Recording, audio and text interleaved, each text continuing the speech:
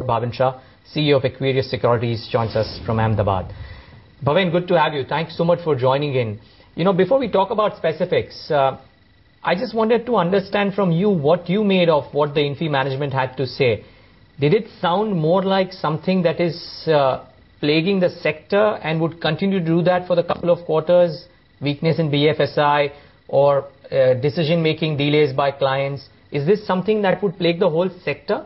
Or did you get a sense that it's probably something that is specific to Infosys? Answer is actually both. We have been writing for several quarters now that Indian IT services is facing slower growth structurally. And some of the things we have noticed, for example, there is lower growth in IT spending vis-a-vis the growth in corporate profit. Infosys management echoed the same sentiment. So there is a sector-specific issue. If you put aside Infosys for a second, you look at all the other IT majors, Indian IT majors, you look at their September quarter results, December quarter results, and expectation for March quarter, the growth rates are coming down.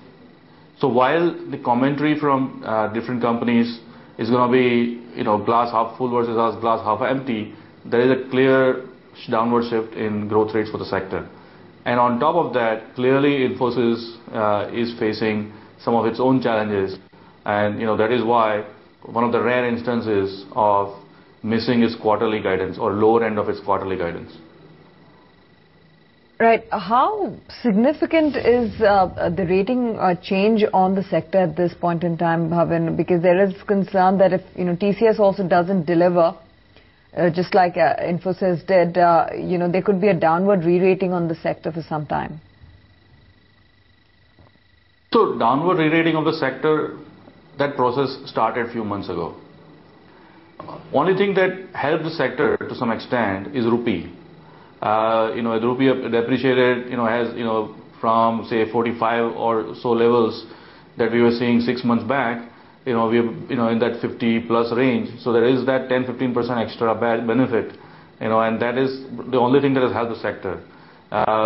If you take out the effect of that, the multiple derating of the sector, that process has already started and it will continue for some time. And it's a painful process, but we'll have to go through it. And unfortunately, we are not seeing any signs. Sorry. Yeah, please carry on, Bhavin. We can hear you. Yeah, we are not seeing any signs of companies recognizing this significant downward shift in growth rates and increasing the dividend payout substantially. Like when I say substantially, I mean close to 70% dividend payout. So in absence of that, you're not going to attract a new set of investors who look more for value rather than high growth. And the growth investors are not getting growth. So what happens in that sort of no man's land is multiple contraction. And multiple contraction will continue. So what do you do, Bhavin? Let's say you are somebody who's holding on to an Infosys at 2400 currently. Do you believe that the weakness in the sector per se would continue to weigh on an Infosys maybe for a couple of quarters, and there would be better levels at which there would be opportunities to buy the stock? If I'm an investor in, looking at absolute returns, with a view of say 12 months, I don't expect any absolute positive return from the stocks, including Infosys. I see some more downside. So yes, if I am interested in positive absolute return, I would look for better buying opportunity. So what I'm guessing is you're saying that all of the other IT stocks as well are probably not great to hold on to or buy into at the current levels. Is my assumption correct, Bhavin? Not the large cap for sure.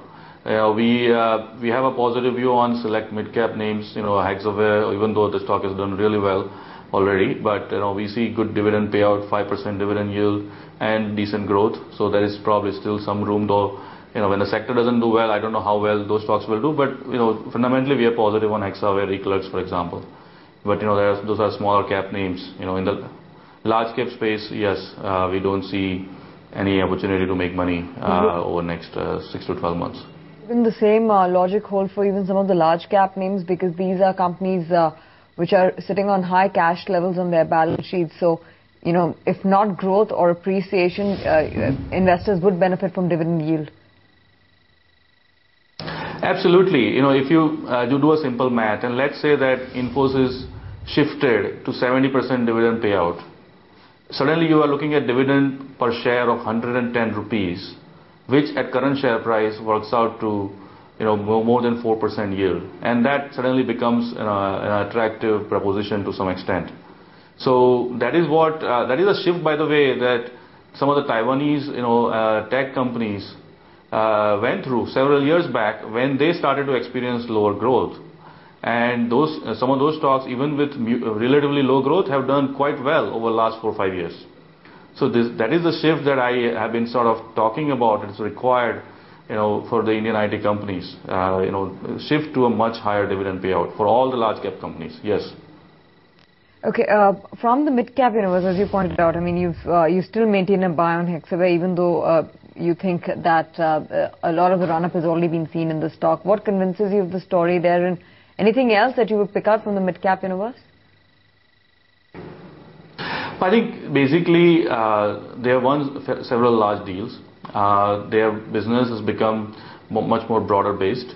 And that basically means that they can generate 20% kind of growth rate over next couple of years, and that can still result in sort of similar price appreciation. And as I said, one of the key things I like about both Hexaware and eClerx is 50% dividend payout, and as a result, decent dividend yield. Okay, Bhavin, a final couple of words. Firstly, say for an Infosys, for example, I mean, if you assume that they will probably do 115 and 160 rupees EPS, and you assign a 15p multiple, if not more, I'm guessing 15 would be the benchmark that you could probably assign. Let's say it goes down another couple of 100 points from here, which is around this 2200 or 2100 levels, which makes it trading at close to 14 times or 13.5 times odd, depending on what EPS do you believe. You think that presents an opportunity to buy? One, because it's corrected quite significantly. Two, because there are possibilities of better dividend coming in. Infosys in particular, do moves like this present an opportunity to buy, or you would take a call as and when? Well, our target price for March 2013 is 2,274. So for us to think about buying the stock, suggesting a buy or a long is the rating we use, we'd like to see the stock drop perhaps down, to 2,000 or somewhere in that range, because then the upside starts to look more interesting. And by the way, we are assigning a 14x multiple and a price to earnings to growth ratio of 1.1.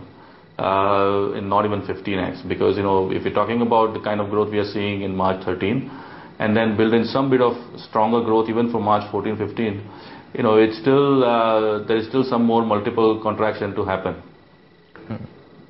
Okay, that's a fair point. The last question that I wanted to ask you, Bhavin, is that with the targets that you have, or with the belief that you have about the growth for large cap IT, would it be advisable? I'm guessing the answer is yes, but I'm still asking you. Would it be advisable to shift your portfolios from large cap IT and essentially invest all the money that you get by selling these stocks right now into mid cap IT stocks like a Hexaware? I mean, there are a few people who like a Mindtree as well, but without getting into specifics, a couple of names that you suggested, is it advisable to do such a kind of a strategy? Get out of large caps right now and invest that money into mid cap IT, because those stocks will anyways give better returns.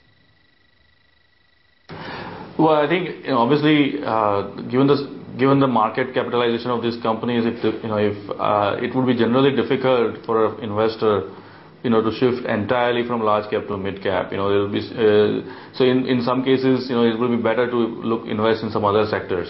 Look for some other bottoms of opportunities, not in IT. So I think our bigger call is basically underweight IT.